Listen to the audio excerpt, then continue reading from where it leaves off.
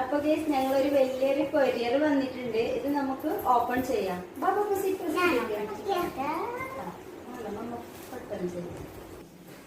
അപ്പൊ ഗൈസ് നമ്മ ഇപ്പൊ ബോക്സ് ഒക്കെ ഓൾമോസ്റ്റ് ഓപ്പൺ ചെയ്തിട്ടുണ്ട്. ഇതിനകത്ത് എന്തെന്ന് നിങ്ങൾക്ക് കാണിച്ചു തരാം. അപ്പൊ ഗൈസ് നമ്മുടെ സാധനം ഇതാണ്. ബോക്സ് വെക്കേണ്ടി വരും.